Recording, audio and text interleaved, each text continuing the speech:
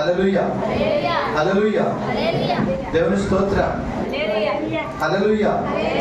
ప్రభువైన యేసుక్రీస్తు నామం పేరిట చర్చ మీ అందరికీ నా హృదయపూర్వక వందనాలు. దేవుని స్తోత్రం, హల్లెలూయా.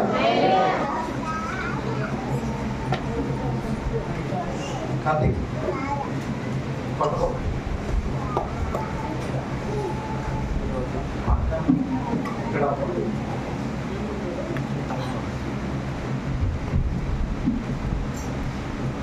దేవుని యొక్క వాక్య భాగం చదువుకున్నటువంటి పరిశుద్ధ లేఖన భాగంలో నుంచి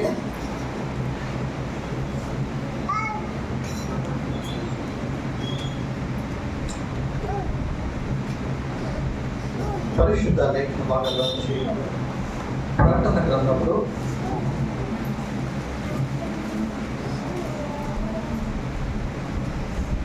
ప్రకటన గ్రంథంలో 13వ అధ్యాయం, ప్రకటన గ్రంథంలో 13వ అధ్యాయం, ప్రకటన గ్రంథంలో 13వ అధ్యాయం 5, 6, 7 వచ్చిన భాగం చదువుకున్నాను. డంబపు మాటలను, దేవదూషణలను పలుకు ఒక నోరు దానికి ఇయ్యబడెను, మరియు 42 నెలలు జరుపని అధికారము దానికి ఏర్పాటాయను కనుక దేవుణ్ణి దూషించుటకును ఆయన నామమును ఆయన గుడారమును పరలోక నివాసులను దూషించుటకు అది తన నోరు తెరచును, మరియు పరిశుద్ధులతో యుద్ధము చేయును, వారిని జయింపను, దానికి అధికారం ఇయ్యబడును, ప్రతి వంశం మీదను ప్రతి ప్రజల మీదను ఆయా భాష మాట్లాడు వారి మీదను ప్రతి జనం మీదను అధికారము దానికి ఇయ్యబడును. భూనివాసులందరూ అనగా జగదుత్పత్తి మొదలుకొని వధింపబడి ఉన్న గొర్రె పిల్ల యొక్క జీవ గ్రంథమందు ఎవరి పేరు రాయబడవలెనో ఎవరి పేరు రాయబడలేదో వారు ఆ మృగమునకు నమస్కారము చేయుదురు. చాలా దేవుని స్తోత్రం, హల్లెలూయా, హల్లెలూయా. ప్రభువైన యేసుక్రీస్తు నామం పేరిట మరొకసారి చేర్చి మీ అందరికీ నా హృదయపూర్వక వందనాలు. అందరూ బాగున్నారా? దేవుని స్తోత్రం, మంచిది. చదవబడిన లేఖన భాగాలను మనం జ్ఞాపకం చేసుకున్నట్లయితే ప్రకటన గ్రంథాలు మనం దాదాపు 4 సంవత్సరాల కిందట మనం ధ్యానం చేసుకున్నాం. ప్రకటన గ్రంథానికి మరొక పేరేంటి? ప్రత్యక్షత. ఈ ప్రకటన గ్రంథాలు దేవుడు తన సేవకుడైనటువంటి యోహానుని పద్మాసు దీపానికి తీసుకొని పోయి జరగబోయే వాటి గురించి దేవుని ఉగ్రత, ఆ దేవుని ఉగ్రత తర్వాత వచ్చేటువంటి శ్రమలు, శోధనలు, 7 ఏళ్ల శ్రమలు, 1000 ఏళ్ల పరిపాలన, విడవబడిన వారికి ఏంటి, ఎత్తబడిన వారి పరిస్థితి ఏంటి అని అనేకమైన విషయాలు ఈ లేఖన భాగంలో మనం చూసాం. అయితే జ్ఞాపకం చేసుకోండి, చదవబడిన లేఖన భాగాల్లో ఒక మాట జ్ఞాపకం చేసుకుని ముందుకెళ్దాం. చూడండి మరొకసారి 5వ మాట. డంబపు మాటలను దేవదూషణ పలుకు ఒక నోరు దానికి ఇయ్యబడేను. చాలా చూడండి ప్రియదేవుని బిడ్డలారా, పరిశుద్ధ లేఖన భాగంలో మనం చదివినట్లయితే ఇదిగో ఒక ఘట సర్పం ఉంది. ఆ ఘట సర్పానికి నోరు ఇవ్వబడింది.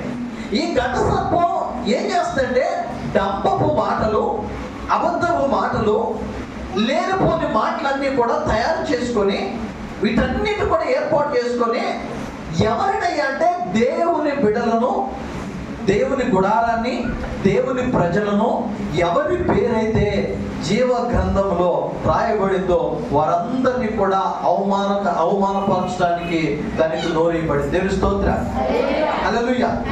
ఆ మాటలు అర్థమవుతున్నాయి. ఎవరి పేరైతే జీవ గ్రంథంలో రాయబడిందో వారిని దూషించే అధికారం ఆ నోరు ఆ ఘట సర్పానికి ఇవ్వబడింది. ఆ ఘట సర్పం ఏం చేస్తుందంటే ఎవరైతే ప్రార్థన చేస్తున్నారో వారి మీద పుకారు పుట్టేస్తుంది. దేవుని స్తోత్రం, హల్లెలూయా. ఎవరైతే ప్రార్థన చేస్తున్నారో వారి మీద నిందలు మోపుతుంది. ఎవరైతే దేవుని మందిరానికి వెళ్తున్నారో వారి మీద అబద్ధ సాక్ష్యాలు చెబుతుంది. ఎవరైతే దేవుని యందు నిలకడగా నిలుచుంటున్నారో వారిని పడద్రోయడానికి ప్రయత్నిస్తుంది. అయితే ఈ ఘట సర్పానికి నోరు ఇవ్వబడినప్పుడు నా ప్రియ దేవుని బిడ్డలారా, మనం ఎటువంటి దినాల్లో ఉన్నామంటే ప్రస్తుతం అంత్యకాలంలో ఉన్న, అంత్య దినముల్లో ఉన్న ఈ అంత్య దినాల్లో నేను చాలా రోజుల నుంచి అంటున్నా ఏమనంటే ప్రస్తుతం బయట రోజులేం బాలా క్రైస్తవులే కాదు కానీ వేరు మతాల్లో కూడా పరిస్థితులు బాగా ఎక్కడికక్కడ ఎవరంతటా వాళ్ళు చాలా మంది బయలుదేరారు. ఒకడేమో బైబిల్ ఎత్తి పడుతున్నాడు, ఇంకొకడేమో వాడినే తప్పులు చూపెడుతున్నారు. ఇక సేవకుల్లోకి వస్తే సేవకుల్లో అయితే వాదన మొదలైంది. వాదన బాగానే ఉంది, పరిష్కారం రాలా. ఎంతమంది చూసారో లేదో కానీ మన మధ్యన జేమ్స్, దేవుని సేవకుడు జేమ్స్, అలాగే విజయప్రసాద్ రెడ్డి, వీళ్ళిద్దరికీ వాదన జరిగింది. విన్నారా? డిబేట్ విన్నారా? అటువంటి పర్లేదయ్యా. సో ఈ డిబేట్ లో అసలు వాదన ఎక్కడ ప్రారంభించబడిందంటే అమ్మ తేజ దగ్గర వాదన ప్రారంభమైంది. ఈ అమ్మ తేజ గారు ఇగో దేవుని యొక్క పరిశుద్ధాత్మ ద్వారా నేను మాట్లాడుతున్నానని మనుష్యులను పేరు పెట్టి పిలవడం, వాళ్ళ యొక్క బాధలు వాళ్ళకు ఉన్నటువంటి బరువులన్నీ చెప్పడం మొదలుపెట్టిన తర్వాత బాగా ట్రెండ్ అయిపోయింది. ట్రెండ్ అయిన తర్వాత ఈ అమ్మ తేజ దగ్గర నుంచి ప్రారంభమైన వాదన జేమ్స్ గారి దగ్గర, విజయప్రసాద్ రెడ్డి గారి దగ్గర ఆగిపోయింది. వీళ్ళిద్దరూ వాదన మొదలుపెట్టి ఇలాగా తమ్ముడు ఒకరోజు మనం డిబేట్ కూర్చొని అసలు నిజమేంటి మాట్లాడుకుందాం అని చెప్పి డిబేట్ పెట్టారు. పోయిన వారంలో డిబేట్ పెట్టారు. డిబేట్లో ఎటువంటి మాటలు చెప్తారో ఏం చెప్తారని చెప్పేసి పాప అందరూ కూర్చుంటే లాస్ట్ వాళ్ళు ముగించినటువంటి వాదన ఏంటంటే జేమ్స్ గారు, నాకు విజయప్రసాద్ రెడ్డి అనే మధ్య వ్యక్తిగత సమస్యలు, వ్యక్తిగత గొడవలు ఏమీ లేవు, దయచేసి మా ఇద్దరిని తప్పుగా ట్రోల్ చేయొద్దు అని చెప్పి క్లోజ్ చేశారు. సమస్యకు పరిష్కారం రాలా. ఇదిగో మనం ఉన్నది అంత్య దినాల్లో. ఈ అంత్య దినాల్లో ఏం జరుగుతుందంటే దేవుని యొక్క వాక్యము సరిగా బోధించబట్ల దేవుని యొక్క వాక్యము సత్యాన్ని పక్కన పెడుతున్నారు. అవసరం లేని దాని గురించి మాట్లాడుతున్నారు. ఈరోజు క్రైస్తవ్యంలో చాలా మంది సేవకులు, అందరూ అనలేదు, చాలా మంది సేవకులు ఏం చేస్తున్నారంటే సత్యాన్ని విడిచిపెట్టి ఏదైతే బైబిల్ గ్రంథంలో లేదో దాని గురించి మాట్లాడుతుంటున్నారు. ఎలా ఉందంటే వీళ్ళ బోధనంతా కూడా పాత నిబంధన గ్రంథానికి కొత్త నిబంధన గ్రంథానికి మధ్యలో ఒక వైట్ పేజ్ ఉంది. ఉందా మీ బైబిల్లో?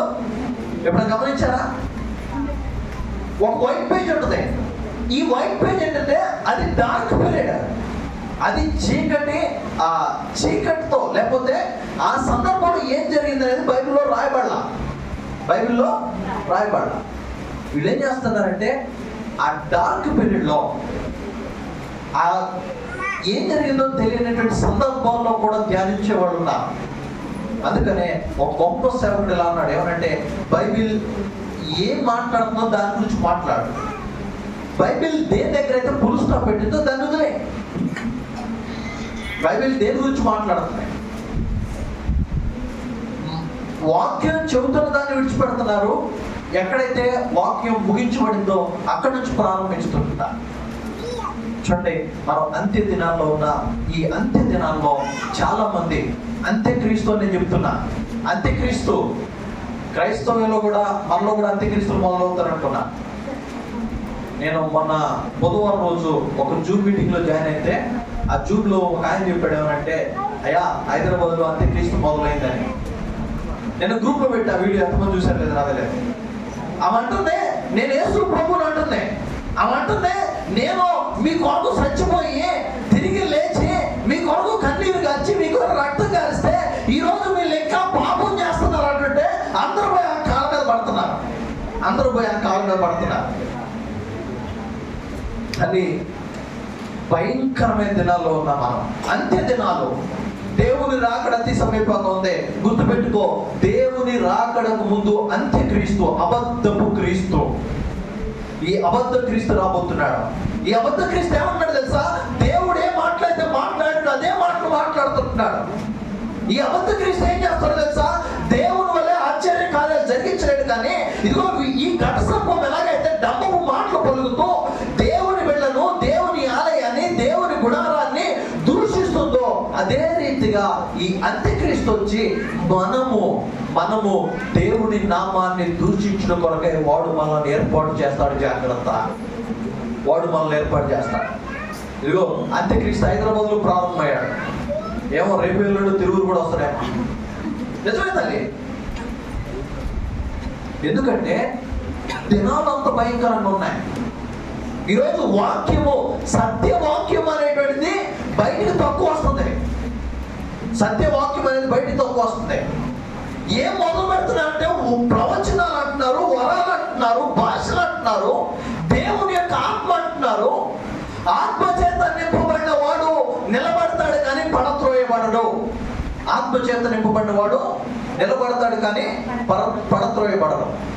జ్ఞాపకం చేసుకో, అంత్య దినాల్లో దేవుడు నీ నుంచి నా నుంచి ఎదురు చూసేవేంటి? అంత్య దినాల్లో మనం ఎలా ఉండాలి? అంత్య దినాల్లో దేవుడు నా నుంచి ఆయన ఆశపడేదేంటి? అంత్య దినాల్లో దేవుడు నేను స్థిరంగా ఉండాలి, నేను పడిపోకూడదు. రాబోతున్నాయి భయంకరమైన దినాలు. అంత్యక్రీస్తు రాబోతున్నాడు. తల్లి జ్ఞాపకం చేసుకో, యేసుక్రీస్తు ప్రభువారు వస్తే మొదట ఏం జరుగుతుందో తెలుసా? ఏం జరిగింది? చనిపోయిన వారు మొదట లేపుతారు. ఆ తర్వాత మనం ఎత్తపడతాం.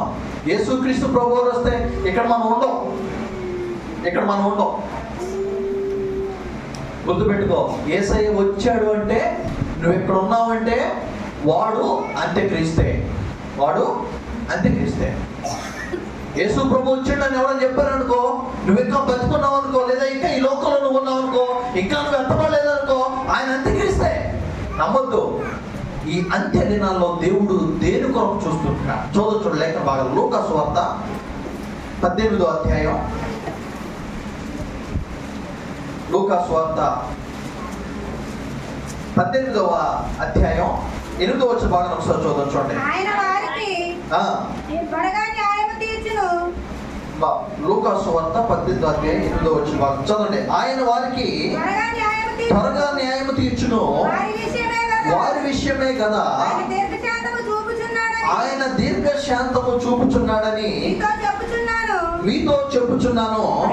ఆయనను మనుష్య కుమారుడు వచ్చినప్పుడు ఆయన భూమి మీద విశ్వాసము కనుగొనునా. చూడండి నా ప్రియ బిడ్డ, అంత్య దినంలో దేవుడు ఏం చూస్తున్నాడంటే దేవుని రాకడ అతి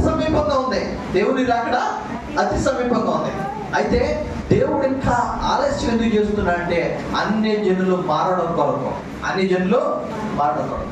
అయ్యా దేవుడు రాకడ అతి సమీపంగా ఉంది. చిన్నప్పటి నుంచి మేము ఈ మాట వింటున్నాం. ఇంకా దేవుడు రాకడ ఎందుకు రావట్లేదంటే నీ కుటుంబం మారలా. దేవుని రాకడ ఇంకా ఎందుకు ఆలస్యమవుతుందంటే నీ కుటుంబంలో 5గురు ఉంటే 5గురులో ఇద్దరే చర్చలో ఉన్నారు. నీ కుటుంబంలో 4గురు ఉంటే 4గురులో ఒక్కదానే చర్చలో ఉన్నాం. ప్రశ్నించుకో.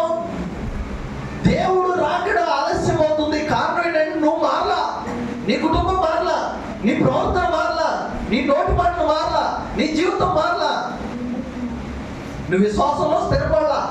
అందుకే దేవుని రాకడ ఆలస్యం అవుతుంది. ఇప్పుడు దేవుని రాకడ వస్తే ఇదిగో తల్లి, ఇక్కడ ఉన్నట్టు వారందరూ కూడా ఎత్తపడతాం.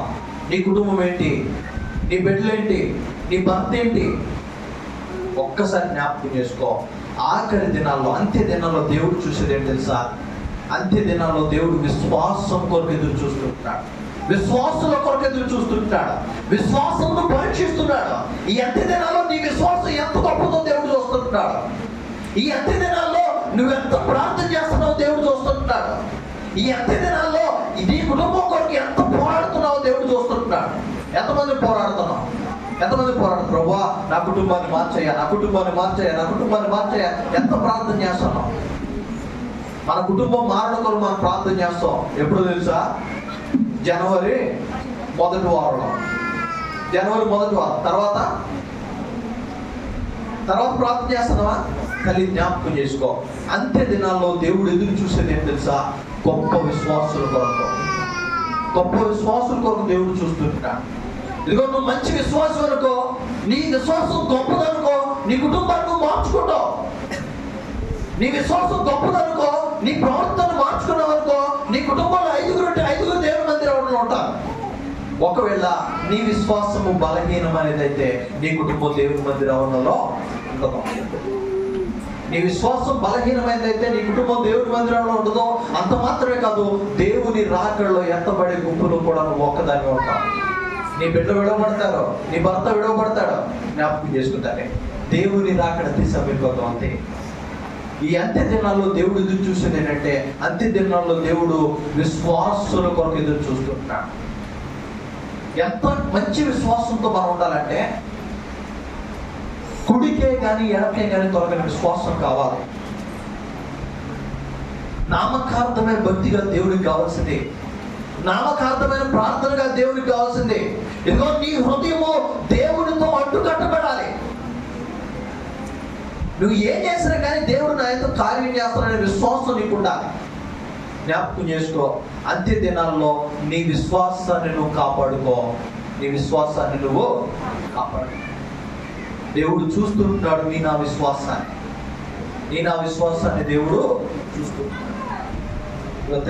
ఒక్కసారి జ్ఞాపకం చేసుకో. దేవుని రాకడ సమీపంగా ఉంది. నీ విశ్వాసాన్ని నువ్వు కాపాడుకోవాలి. నీ విశ్వాసాన్ని దేవుడు చూస్తున్నాడు. రెండో విషయాన్ని జ్ఞాపకం చేసుకుందాం. చూడండి, లూకా సువార్త 12వ అధ్యాయం 42వ భాగం. ప్రభు ఇట్లను తగిన కాలమున ప్రతి వారికి ఆహారము పెట్టుటకు యజమానుడు తన ఇంటి వారి మీద నియమించినట్టి నమ్మకమైన బుద్ధి గల గృహ నిర్వాహకుడు ఎవడు? చాలమ్మా, దేవుని స్తోత్రం, హల్లెలూయా. గృహ నిర్వాహకుడు, దీన్ని ఇంగ్లీష్ లో అంటాడు స్టీవర్డ్ అంటాడు. ఈ గృహ నిర్వాహకత్వం ఏంటి తెలుసా? గృహంలో కావలసినవన్నీ సమకూర్చి గృహాన్ని సర్ది పెట్టేవాడు.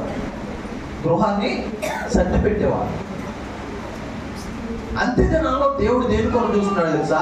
అంత్య దినాల్లో దేవుడు నమ్మకమైన గృహ నిర్వాహకారి కొరకు చూస్తుంటాడు. నమ్మకమైన గృహ నిర్వాహకుడు కొరకు దేవుడు చూస్తుంటాడు.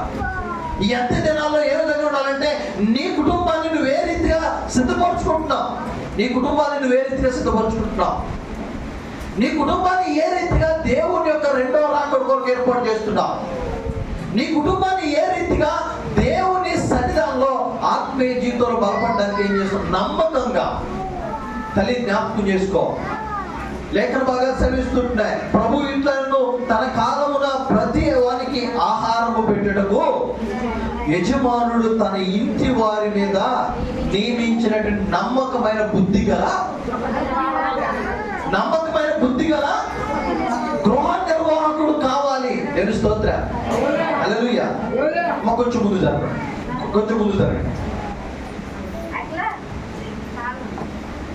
దేవుని స్తోత్రం, హల్లెలూయా. చూడండి, దేవుని యొక్క వాక్య భాగాన్ని మనం గమనించినట్లయితే, ఈ అంత్య దినాల్లో దేవుడు ఏం చేస్తున్నాడంటే, ఇదిగో నమ్మకమైన బుద్ధి కలిగిన గృహ నిర్వాహకుడు.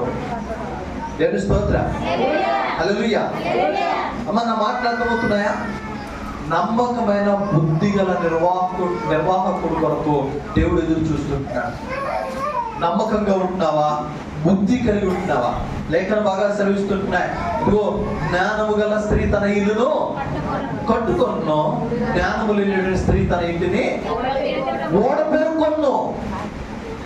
నువ్వేం చేస్తున్నావు? బుద్ధి కలిగి నీ ఇంటిని కట్టుకుంటున్నావా? జ్ఞానము కలిగి నీ ఇంటిని ఆత్మీయ జీవితంలో స్థిరపరచుకుంటున్నావా? లేదా జ్ఞానము లేకుండా నీ కుటుంబాన్ని నువ్వు పాడు చేసుకుంటున్నావా, పెరిగి వేసుకుంటున్నావా? జ్ఞాపకం చేసుకుంటానే, ఒక్కసారి జ్ఞాపకం చేసుకో, ఒక్కసారి నిన్ను పరీక్షించుకో. బుద్ధి కలిగి నమ్మకంగా నీ కుటుంబాన్ని కట్టుకుంటున్నావా? అంత్య దినాల్లో దేవుడు ఎదురు చూస్తుంటుంది. అంత్య దినాల్లో దేవుడు ఎదురు చూసేది ఏంటంటే, మొదటిది విశ్వాసుల కొరకు దేవుడు ఎదురు చూస్తుంటాడు, రెండవది నమ్మకమైన వారి కొరకు దేవుడు ఎదురు చూస్తున్నాడు. ఎవరైతే నమ్మకంగా వారి కుటుంబాన్ని కట్టుకుంటారో, ఎవరైతే జ్ఞానము కలిగి వారి కుటుంబాన్ని కట్టుకుంటారో, ఎవరైతే జ్ఞానము కలిగి తన పిల్లలను దేవుని దయలను మనుషుల దయలను వర్ధిల్లు లాగిన వారి పిల్లలను పెంచుతుంటారో వారి కొరకు దేవుడు చూస్తుంటాడు. నువ్వు ఉన్నావా ఈ గుంపులో? నువ్వు ఉన్నావా? చూడండి, పరిశుద్ధ లేఖనం బాగా సరిచుకుంటున్నాయి. ఇదిగో రోదన చేయు స్త్రీలను వెతికి కనుగొనుడి. ఎందుకంటున్నాడు? మరణము కిటికీలెక్కి చూస్తుంది. ఇగో రోదన చేసే స్త్రీ నీ ఇంట్లో ఉంటే మరణం నీ కిటికీలెక్కి చూస్తుంది, ఎవరిని విందుదామా అని. నువ్వు రోదన చేస్తే ఆ మరణం నీ ఇంట్లోంచి పారిపోతుంది. నువ్వు కన్నీరు కాస్తే ఆ మరణం నీ ఇంటి నుంచి పారిపోతుంది. కానీ మనం కన్నీరు కాల్చాం, ఎందుకంటే బుద్ధి లేని స్త్రీలో. కాబట్టి బుద్ధి లేని స్త్రీలో మనం ఎటువంటి వారం అంటే, బైబిల్లో 10 మంది కన్యకలు అందరూ తెలిసేది బుద్ధి లేని కన్యకలు, బుద్ధి కలిగిన కన్యకలు, బుద్ధి లేని కన్యకలు. 10 మంది కన్యకలు ఉన్నారు. ఈ 10 మందిలో 5 మాత్రం 10 మంది పెళ్లి కుమారుడు కొరకు ఎదురు చూస్తున్నారు. 10 మంది కూడా పెళ్లి కుమారుడు కొరకు ఎదురు చూస్తున్నారు. 5 సిద్ధపడ్డారు. ఎలా సిద్ధపడ్డారంటే, దేవుని రాకడ ఆలస్యమైతే మా దీపములో ఉన్న నూనె అయిపోతుందేమో, దీపంలో ఉన్న నూనె అయిపోతుందేమో అని చెప్పి ముందుగానే కొంత ఎక్స్ట్రా నూనె తీసుకెళ్లారు. అవునా? తీసుకెళ్లారా? ముందుగానే కొంచెం ఎక్స్ట్రా నూనె తీసుకెళ్లారు. వీళ్ళు ఎలా ఉన్నారంటే అడ్వాన్స్డ్గా ఉన్నారు. వీళ్ళు సిద్ధపడ్డారు. బుద్ధి లేని కన్యకలో ఆ వచ్చేసరికి సరిపోతులే. మళ్ళక్క దేవుని రాకడ చిన్నప్పటి నుంచి నేను వింటున్నాను, దేవుడు వచ్చే టైంలో నా కుటుంబాన్ని మార్చుకున్నాలే, దేవుడు వచ్చేలోపు నా బిడ్డలు మార్చుకున్నాలే, దేవుడు వచ్చేలోపు నా బిడ్డలు మార్చుకున్నా, నా భర్తను మార్చుకున్నాలే అంటాం. తల్లి జ్ఞాపకం చేసుకో, దేవుని యొక్క వాక్యం చాలా చక్కగా క్లియర్గా మాట్లాడుతుంది. ఇదిగో దేవుడు ఎవరు కొరకు చూస్తున్నాడంటే, నమ్మకమైన బుద్ధి కలిగిన గృహ నిర్వాహకుడు కొరకు చూస్తున్నాడు దేవుడు. నువ్వు నమ్మకంగా బుద్ధి కలిగి నీ కుటుంబాన్ని నువ్వు కాపాడుకుంటున్నావా?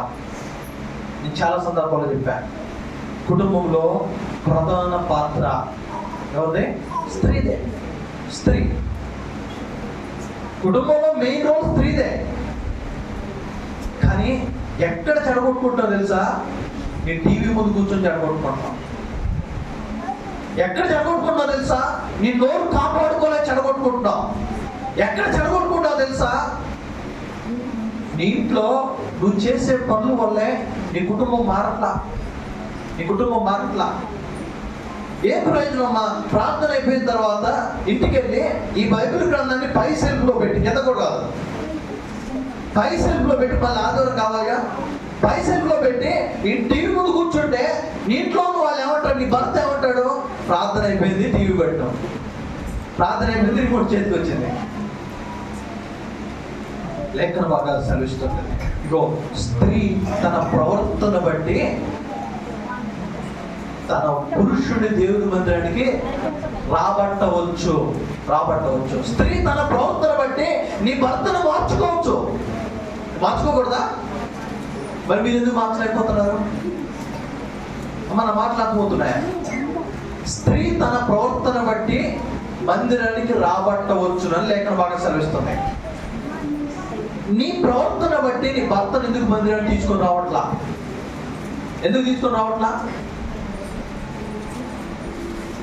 మనం మాట్లాడండి. నీ ప్రవర్తన బట్టి నీ భర్తను మార్చవచ్చు. నువ్వు మంచిదాన్ని కాదంట్లా, ఏ తప్పు చేయో, బూతు మాటలు మాట్లాడో, ప్రార్థన చేస్తావు, వాక్యం చదువుతావు, అంతా బాగానే ఉంది. కానీ నీ భర్త మారట్లా. ఎక్కడ నీ ప్రవర్తనలో ఎక్కడ తప్పుడు అడుగు వేస్తుంటున్నావు? దయచేసి వేరే విధంగా అర్థం చేసుకోవద్దు. ఎక్కడ నీ ప్రవర్తన ఎక్కడ సరిగా లేదు, చెప్పే విషయంలో లేదా? తల్లి జ్ఞాపకం చేసుకో. అంత్య దినాల్లో దేవుడు ఎదురు చూస్తున్నది. మొదటిది విశ్వాసుల కోసం దేవుడు ఎదురు చూస్తున్నాడు. రెండోది అంత్య దినాల్లో దేవుడు ఎవరి కొరకు ఎదురు చూస్తున్నాడంటే జ్ఞానము కలిగి, నమ్మకముగా, బుద్ధి కలిగిన గృహ నిర్వాహకుల కొరకు దేవుడు ఎదురు చూస్తున్నాడు. మూడో విషయాన్ని జ్ఞాపకం చేసుకుందాం. దానియేలు గ్రంథం 12వ అధ్యాయం. దానియేలు గ్రంథం 12వ అధ్యాయం 11వ వచనం బాగా చూడండి. నీవు అంత్యం వరకు నిలకడగా ఉండిన ఎడల విశ్రాంతి నుండి కాలాంతమందు నీ వంతులో నిలిచెదవు. దేవుని స్తోత్రం. హల్లెలూయా. చూడండి, చదవబడిన లేఖన భాగం మనం జ్ఞాపకం చేసుకున్నట్లయితే నువ్వు చివరి వరకు, అంత్య దినాల వరకు దేవుల్లో నిలిచి ఉంటే నువ్వు ఆశీర్వదించబడతావు. అంత్య దినాల్లో దేవుడు ఏం చేస్తున్నాడు తెలుసా? ఆయన యందు నిలిచి ఉండే వరకు ఎదురు చూస్తుంటున్నాడు. దేవుని స్తోత్రం.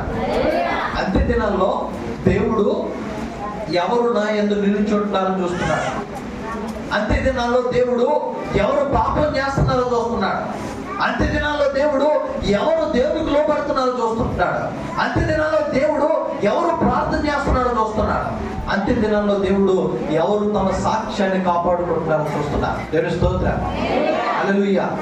అని జ్ఞాపకం చేసుకో. అంత్య దినాల్లో దేవుని యందు నిలుచుంటున్నావా? అంత్య దినాల్లో దేవుని యందు నిలకడ కలిగి ఉంటున్నావా? అంత్య దినాల్లో దేవుని కార్యాల కొరకు ఎదురు చూస్తుంటున్నావా? అంత్య దినాల్లో దేవుని సంఘంలో మెలిగే వారంగా ఉంటున్నావా? ఏ స్థితిలో ఉన్నావు జ్ఞాపకం చేసుకో. అంత్య దినాల్లో దేవుడు ఎదురు చూసే 3 విషయాలు. మొదటిది నమ్మకమైన వారి కొరకు దేవుడు చూస్తున్నాడు. విశ్వాసుల కొరకు దేవుడు ఎదురు చూస్తున్నాడు. రెండోది నమ్మకమైన వారి కొరకు దేవుడు ఎదురు చూస్తున్నాడు. మూడోది ఆయన యందు నిలిచుండే వారి కొరకు దేవుడు ఎదురు చూస్తున్నాడు. అంత్య దినాల్లో మనం అభివృద్ధి చేసుకోవాల్సినటువంటి, అంత్య దినాల్లో మనం ఏ స్థితిగా సిద్ధపడాలి, వృద్ధి చేసుకోవాల్సిన విషయాలు కొన్ని విషయాలు జ్ఞాపకం చేసుకుంటాం. లూకాసు వార్త 17వ అధ్యాయం 5వ వచనం భాగం చూడండి. అపోస్తలుల్లో మా విశ్వాసము వృద్ధి పొందించమని ప్రభుతో చెప్పగా, ప్రభు మీరు ఆవగింజంత విశ్వాసము గలవారైతే ఈ కంబలి చెట్టును చూచి నీవు వేళ్లతో కూడా పెగింపబడి సముద్రంలో నాటబడమని చెప్పినప్పుడు అది మీకు లోబడును. చాలమ్మా. చూడండి, చదవబడిన లేఖన భాగాలు మనం జ్ఞాపకం చేసుకుంటే అపోస్తలులు యేసు ప్రభువు దగ్గరికి వచ్చి అంటున్నారు, అయ్యా మా విశ్వాసాన్ని అభివృద్ధి పొందనీయ్యా. దేవుని స్తోత్రం. మా విశ్వాసాన్ని బలపరచు ప్రభు అంటున్నారు. విశ్వాసాన్ని ఆశీర్వదించు ప్రభు అంటారు. తల్లి జ్ఞాపకం చేసుకో. దేవుని స్తోత్రం. హల్లెలూయా. నేను విశ్వాసంలో అభివృద్ధి పొందాలి అంటే ఇది ఎవరు చేసే పని కాదు. నేను విశ్వాసంలో అభివృద్ధి పొందాలి అంటే నేను వాక్యం చదవాలి, ప్రార్థన చేయాలి. నేను ప్రార్థించకుండా అభివృద్ధి పొందాలి అంటే పొందలేను. వాక్యము బలము లేకుండా నేను బలపడలేను. తల్లి జ్ఞాపకం చేసుకోండి. అంత్య దినాల్లో మనం ఏం చేయబడంటే అభివృద్ధి చెందాలి. అంత్య దినాల్లో విశ్వాసాన్ని అభివృద్ధి చేసుకోవాలి. విశ్వాసంలో బలపడాలి, విశ్వాసంలో స్థిరపడాలి. విశ్వాసంలో నువ్వు స్థిరపడితే అపవాదిని ఎదిరించగలుగుతావు. విశ్వాసంలో నువ్వు బలహీనుడు అయితే అపవాదిని ఎదిరించలేవు. తల్లి జ్ఞాపకం చేసుకో. అపవాది వీడు మహాభయంకరుడు. వీడు ఏం చేస్తారంటే విశ్వాసంలో స్థిరపరచబడుతున్న వారిని వాక్యము చేత మోసం చేస్తారు. జాగ్రత్త. వాక్యం చేత మోసం చేస్తారు. యేసు ప్రభు వారు ఉపవాసం ఉన్నప్పుడు అపవాది వచ్చి, అయ్యా నువ్వు నిజంగా మనుష్య కుమారుడు అయితే ఈ రాళ్లను రొట్టెలుగా మార్చుకొని రెచ్చగొడుతుంది. తల్లి జాగ్రత్త, విశ్వాసంలో అభివృద్ధి పొందకపోతే అపవాది రెచ్చగొడతాడు. అపవాది రెచ్చగొడతాడు. విశ్వాసంలో అభివృద్ధి పొందకపోతే అపవాది నిన్ను ఇగో భయపెడతాడు. విశ్వాసంలో అభివృద్ధి పొందకపోతే అపవాది నిన్ను మభ్య పెడతాడు. విశ్వాసంలో అభివృద్ధి పొందకపోతే అపవాది నిన్ను వాడికి లోబర్చుకోవడం చేస్తాడు. యేసుక్రీస్తు ప్రభువునే శోధించాడు అపవాది. నిన్ను నన్ను శోధించడం పెద్ద విషయం కాదుగా. అపవాదిని ఎదిరించాలంటే విశ్వాసంలో అభివృద్ధి పొందాలి. విశ్వాసంలో అభివృద్ధి పొందాలి. విశ్వాసంలో స్థిరపరచబడాలి. విశ్వాసంలో స్థిరపరచబడాలంటే రెండు పనులు: ప్రార్థన, వాక్యం. అయ్యా నేను విశ్వాసంలో బలపడాలయ్యా, నేనేం చేయలేను. విశ్వాసంలో బలపడాలంటే నేను కూడా మోకాలు వేయాలి, నేను వాక్యం చదవాలి. నేను వాక్యం చదవకుండా ప్రార్థన చేయకుండా నేను బలపడాలంటే అది అసాధ్యం. అపోస్తులు చేసాయని దగ్గరకు వచ్చి అంటున్నాడు, అయ్యా మమ్మల్ని అభివృద్ధి చేయ్యా, మమ్మల్ని అభివృద్ధి చేయి. తల్లి జ్ఞాపకం చేసుకో, నీలో ఆవదున్యంత విశ్వాసము లేకుండా నువ్వు అభివృద్ధి పొందలేవు. నీలో విశ్వాసము లేకపోతే నువ్వు అభివృద్ధి పొందలేవు. నీలో విశ్వాసము లేకపోతే నీ కుటుంబం ఆశీర్వదించబడదు. నీలో విశ్వాసము లేకపోతే నీ కుటుంబంలో ఉన్నటువంటి స్థితిగతులు మారవు. నీలో విశ్వాసము లేకపోతే నువ్వు అపవాదిని ఎదిరించలేవు. నీలో విశ్వాసము లేకపోతే నీవు దేని కొరకు ఆశపడుతున్నావో దాన్ని నేను పొందుకోలేవు. అంత్య దినాల్లో విశ్వాసముల అభివృద్ధి పొందాలి. రెండో విషయాన్ని జ్ఞాపకం చేసుకుందాం. చూడండి, మొదటి తెస్సలోనీయులకు రాసిన పత్రిక 3వ అధ్యాయము 13వ వచ్చిన భాగం. చదవండి. మరియు మొదటి తెస్సలోనీయులకు రాసిన పత్రిక 3వ అధ్యాయం 13వ వచ్చిన భాగం మరొకసారి చదువుతున్నామా? మరియు మన ప్రభు అయిన యేసు తన పరిశుద్ధులందరితో వచ్చినప్పుడు మన తండ్రి అయిన దేవుని ఎదుట మీ హృదయములను, అమ్మ జాగ్రత్తగా వినండి, మీ హృదయములను పరిశుద్ధత విషయమై అనింద్యమైనవిగా ఆయన స్థిరపరచుటకై మేము మీ ఎడల ఎలాగో ప్రేమలో అభివృద్ధి పొంది వర్ధిల్లుచున్నామో అలాగే మీరును ఒకని ఎడల ఒకడు మనుష్యులందరి ఎడలను ప్రేమలో అభివృద్ధి పొంది వర్ధిల్లునట్లు ప్రభువు దయచేయుగాక. చాలమ్మా. చూడండి, ఎడ్విన్ కూర్చో. దేవుని స్తోత్రం. హల్లెలూయా. చూడండి, పరిశుద్ధ లేఖన భాగాల్లో అపోస్తలుడైన పౌలు అంటున్నాడు, చూడండి, పరిశుద్ధత విషయమై అనింద్యమైనవిగాను. పరిశుద్ధత విషయంలో ఎక్కడా నిందించబడకూడదు. అంతే దినాల్లో జాగ్రత్తలే. పరిశుద్ధత విషయమై నిందించబడకూడదు. ఇగో ప్రభువులో చేయవేసే నువ్వు నిందించబడకూడదు. దేవుని యొక్క వాక్యాన్ని చదివే నువ్వు నిందించబడకూడదు. దేవుని యొక్క వాక్యాన్ని చెప్పే నువ్వు నిందించబడకూడదు. ప్రేమలో అభివృద్ధి పొందాలి. ప్రేమలో అభివృద్ధి పొందితే పరిశుద్ధతలో ఎక్కడ కూడా మనం నిందించబడం. ఒక్కసారి జ్ఞాపకం చేసుకుంటాను. ఈ ఉదయకాల సమయంలో నిన్ను పరీక్షించుకో. పరిశుద్ధతలో నిందించబడుతున్నావా? ప్రభు వల్ల తీసుకొని దేవుని యొక్క నామానికి అవమానకరమైన పనులు చేసి దేవుని యొక్క నామాన్ని అన్ని జనుల్లో హేళనపాలు చేస్తున్నావా? పరిశుద్ధతలో ఎక్కడ కూడా నిందించబడకూడదు. ఇదిగో ప్రేమలో అభివృద్ధి పొందాలి. అంత్యకాలంలో ప్రేమలో అభివృద్ధి పొందాలి. అంత్యకాలంలో ప్రేమలో స్థిరపడాలి. అంత్యకాలంలో ప్రభు యొక్క ప్రేమను పొందుకోవడానికి అర్హులంగా ఉండాలి. జ్ఞాపకం చేసుకో, ప్రేమ అనేది నీలో లేకపోతే ఖచ్చితంగా అంత్య దినాల్లో నువ్వు శోధించబడతావు. మరొక విషయం చదువుతుంటే, మొదటి కొరింథీ పత్రిక 15వ అధ్యాయం, మొదటి కొరింథీ పత్రిక 15వ అధ్యాయం 58వ వచన భాగం.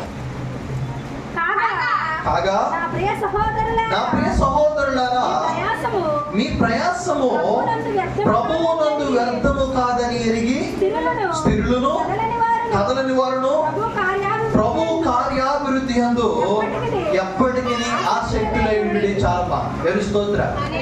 అని జ్ఞాపకం చేసుకో. అంత్య దినాల్లో మనం ఏ రీతిగా స్థిరపడాలంటే అంత్య దినాల్లో ప్రభు కార్యాలయందు అభివృద్ధి పొందాలి. ప్రభు కార్యాలయంలో అభివృద్ధి పొందాలి. అంత్య దినాల్లో దేవుని రాకడ అతి సమీపంగా ఉంది. దేవుని రాకడ అతి సమీపంగా ఉన్నప్పుడు ప్రభు యొక్క పనిలో మనం స్థిరపడాలి. ప్రభు పనిలో అభివృద్ధి పొందాలి. ఒకవేళ నువ్వు అభివృద్ధి పొందకపోతే ఈ అంత్య దినాల్లో నువ్వు మోసపోతావు. జాగ్రత్త. ప్రభువునందు ప్రయాస వ్యర్థం కాదు. ప్రభువునందు ప్రయాస వ్యర్థం కాదు. ప్రభు సన్నిధానంలో నువ్వు కాల్చిన కన్నీరు వ్యర్థంగా పోలేదు. పోయిందా? పోయింది. ఎవరైనా ఉన్నారా? అయ్యా నేను ప్రార్థన చేస్తే నా కన్నీళ్ళు వ్యర్థంగా పోయాయి అన్నవాళ్ళు ఎవరైనా ఉన్నారా? తల్లి జ్ఞాపకం చేసుకో. నీ కన్నీళ్ళన్నీ కూడా దేవుడు ఒక బుడ్డిలో దాచిపెడుతున్నాడు. ఒక బుడ్డిలో దాచిపెడుతున్నాడు. ఎంత గొప్ప ఆశీర్వాదం తెలుసా? ప్రతి కన్నీటి చొక్కకు దేవుడు ఒక గొప్ప కిరీటాన్ని ఇవ్వబోతున్నాడు. దేవుని స్తోత్రం. హల్లెలూయా. ప్రతి ఒక్క కన్నీటి చొక్కకు దేవుడు ఒక గొప్ప కిరీటాన్ని ఇవ్వబోతున్నాడు. ప్రతి పనికి దేవుడు ఒక గొప్ప ఆశీర్వాదాన్ని ఇవ్వబోతున్నాడు. ప్రతి పనికి దేవుడు ఒక అద్భుతమైనటువంటి కిరీటాన్ని దేవుడు ఇవ్వబోతున్నాడు. ప్రభువునందు ప్రయాస వ్యర్థం కాదు. ఇదిగో మీ కార్యాలను అంత్య దినాల్లో ప్రభు కొరకై మీ పనులను అభివృద్ధి చేసుకోనండి. ప్రభు కొరకు మీ పనులు అభివృద్ధి చేసుకోవాలి. ప్రభు కొరకు మీ పనులను మీరు అభివృద్ధి చేసుకోకపోతే నా తల్లి మనం ఆశీర్వదించబడలేము. మనము ఆశీర్వదించబడాలి. ఆఖరికి ఒక మాట జ్ఞాపకం చేసి నా వాక్యం అనుభవిస్తాను. చూడండి యెషయా గ్రంథం. యెషయా గ్రంథం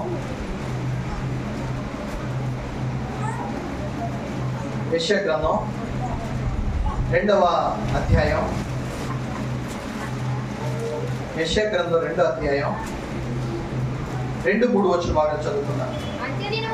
అంత్య దినముల్లో పర్వతముల పైన యెహోవా మందిర పర్వతము పర్వత శిఖరమున స్థిరపరచబడి కొండల కంటే ఎత్తుగా ఎత్తబడును. ప్రవాహము వచ్చినట్టు సమస్త అన్యజనులు దానిలోనికి వచ్చెదరు. ఆ కాలమున సియోనులో నుండి ధర్మశాస్త్రము, యెరూషలేములో నుండి యెహోవా వాక్కు బయలువెళ్ళును. జనముల గుంపులుగా వచ్చి యాకోబు దేవుని మందిరమునకు యెహోవా పర్వతమునకు మనము వెళుదుము రండి. ఆయన తన మార్గముల విషయమై మనకు బోధించును. మనము ఆయన త్రోవల్లో నడుతామని చెప్పుకుందరు. దేవుని స్తోత్రం. అంత్య దినముల్లో ఆఖరిగా జ్ఞాపకం చేసుకోండి. అంత్య దినముల్లో మనం ఏ రీతిగా ఉండాలంటే అంత్య దినముల్లో దేవుని యొక్క వాక్యములోను ఆయన మార్గంలో మనం నడిచే వారంగా ఉండాలి. అంత్య దినాల్లో దేవుని మార్గంలోను దేవుని యొక్క వాక్యంలో మనం అభివృద్ధి పొందే వారంగా ఉండాలి. తల్లి జ్ఞాపకం చేసుకో. నా వాక్యాన్ని నేను ముగిస్తున్నాను. ఈ అంత్య దినాల్లో, ఈ ఆఖరి దినాల్లో నువ్వు నేను వాక్యం అనేటువంటి సపోర్ట్ నీకు నాకు లేకపోతే దేవుని మార్గంలో నడవలేవు. దేవుని యొక్క మార్గంలో నడవలేవు. నిన్ను నన్ను దేవుని మార్గంలో నడిపించడం ఒకే ఒక మార్గం, అది దేవుని యొక్క వాక్యం. ఈ వాక్యం ఎవరు చెప్పాల్సిన పని లేదు. నీ చేతిలో ఉంది, చదువుకో. నీ చేతిలో ఉంది, చదువుకో. ఈ వాక్యం నువ్వు చదవడం నీకు రాకపోతే లేదా చదవడానికి నువ్వు నిర్లక్ష్యం చేస్తే దేవుని మార్గంలో నువ్వు నడవలేవు. అంత్య దినాల్లో శ్రమలు ఎదుర్కొంటావు. అంత్య దినాల్లో శ్రమలు ఎదుర్కొంటావు. దేవుని యొక్క వాక్యంలో అభివృద్ధి పొందకపోతే నేను విశ్వాసంలో వెనకబడిపోతావు. తల్లి జ్ఞాపకం చేసుకో. ఎంతమంది దేవుని యొక్క వాక్యాలు అభివృద్ధి పొందే వాళ్ళని ఉంటున్నాం. ఒక్కసారి మనం జ్ఞాపకం చేసుకుందాం. అంత్య దినాల్లో దేవుని రాకడ అతి సమీపంగా ఉన్న దినాల్లో ఆత్మీయులుగా మనం ఏ రీతిగా సిద్ధపడుతున్నాం, ఆత్మీయులుగా మనం ఏ రీతిగా బలపడుతున్నాం, ఆత్మీయులుగా మనం ఏ రీతిగా మనల్ని మనం సిద్ధపరచుకునేవాటి వారిలో ఉన్నాం. ఒక్కసారి మనం ప్రశ్నించుకుందాం. తల్లు ఉంచుదాం, కళ్ళు మూసుకుందాం. చిన్న ప్రార్థన. తల్లు ఉంచుదాం, కళ్ళు మూసుకుందాం. చిన్న ప్రార్థన చేసుకుందాం. మహాపరిశుద్ధుడా, మహోన్నతుడా, ఘనమైన తండ్రి, నీ పరిశుద్ధ నామానికి వందనాలు.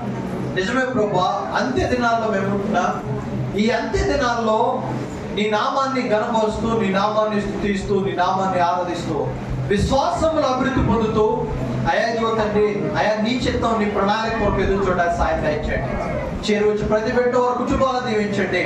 మితబడి వాక్య భాగాన్ని నామా హృదయాల్లో నాటి ప్రతిఫలింపచేసి సమస్తమైన మహిమ, ఘనత, ప్రభావం ఉన్నమని యేసు నామములో ప్రార్థిస్తున్నాను నా తండ్రి. ఆమేన్. ఆమేన్. దేవుని స్తోత్రం. హల్లెలూయా. హల్లెలూయా.